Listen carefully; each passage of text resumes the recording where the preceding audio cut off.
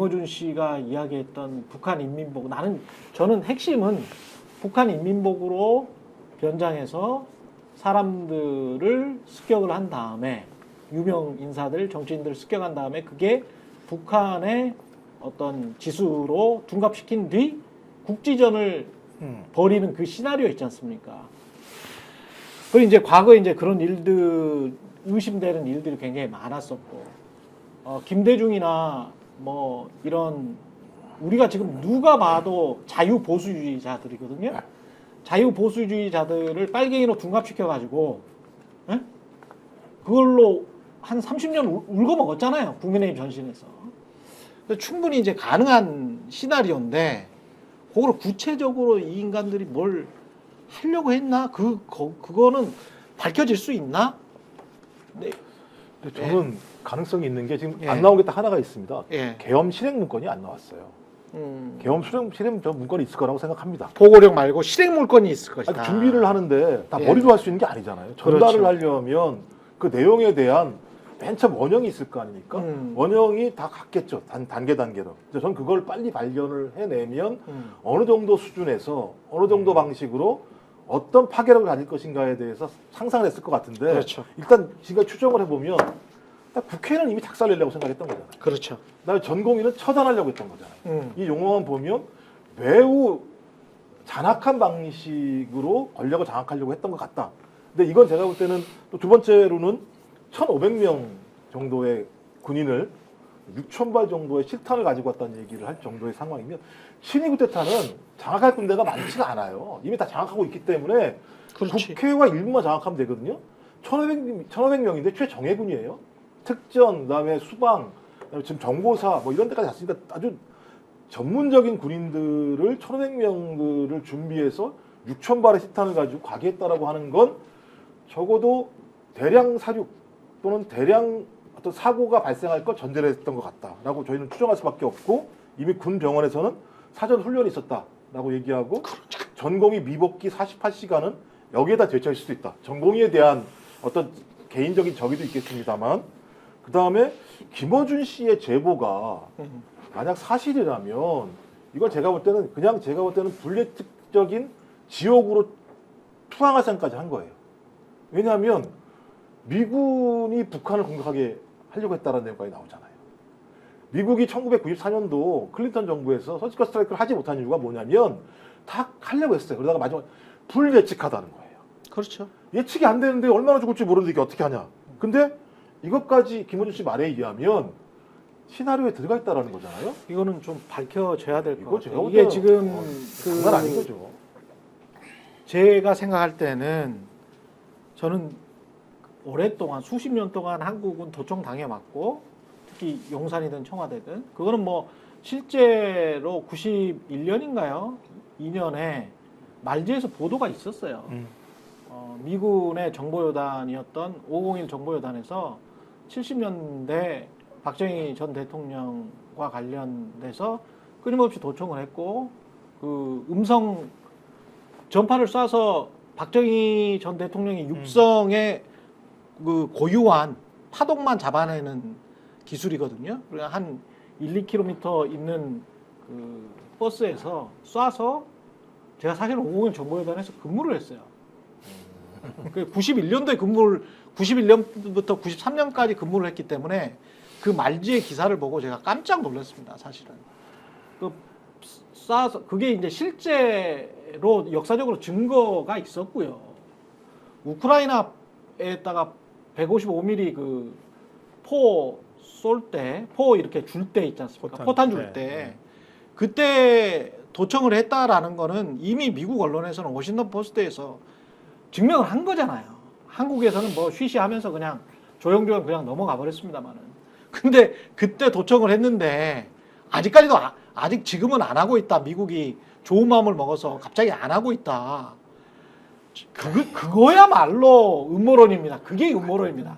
말도 안 되는 소리예요. 미국은 지금도 도청하고 있고 끊임없이 도청을 하고 있습니다.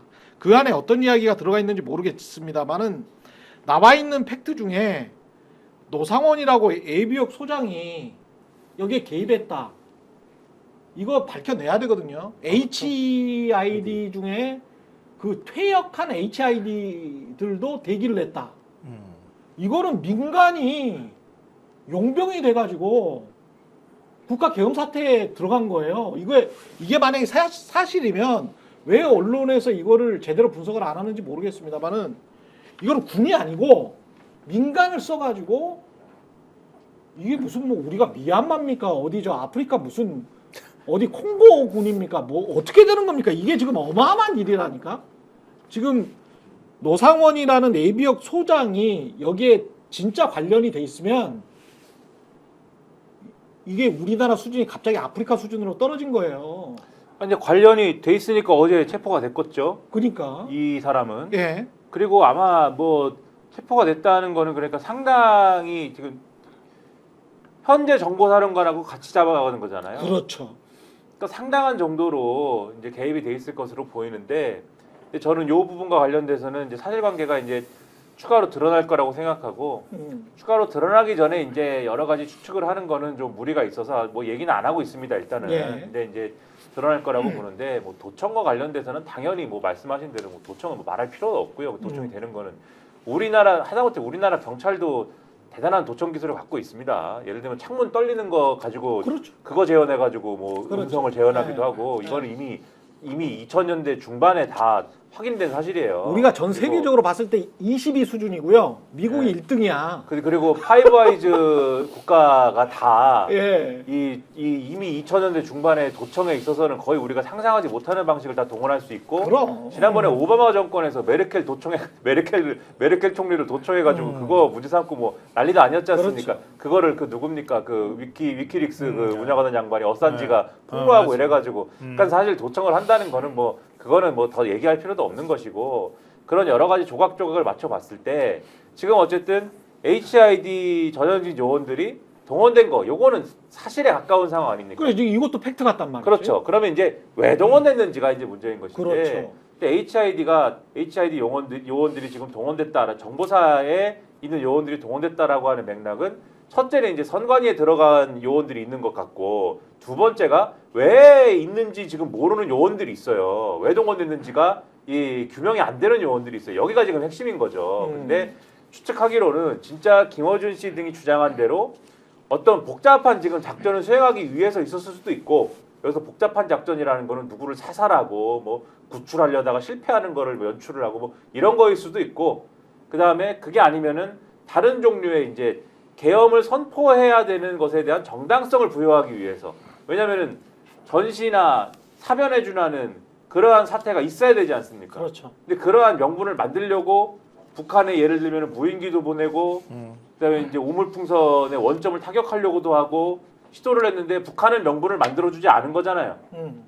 북한이 안 도와준 거잖아요. 쉽게 얘기하면 그렇죠. 윤석열 안 도와줬습니다. 북한이 바빠서. 아, 네. 그래서 북한의 요원을 스스로 만들어내려고 한 것이 아니냐 이런 의심이 애초에 있었던 거 아닙니까? 예, 그렇죠.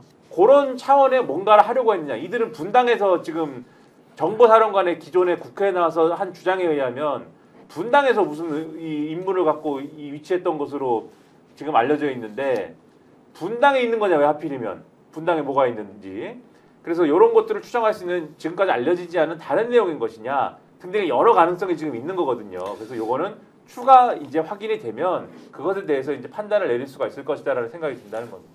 저는 이 말씀드리고 싶은데요. 윤석열은 철저히 계엄을 준비한 거잖아요. 준비했다고 하는 걸 정황을 우리가 지금 확인하고 있잖아요. 그러니까 술 먹다가 불쑥 그냥 열받아가지고 계엄에 이렇게 하지는 않았다는 거잖아요.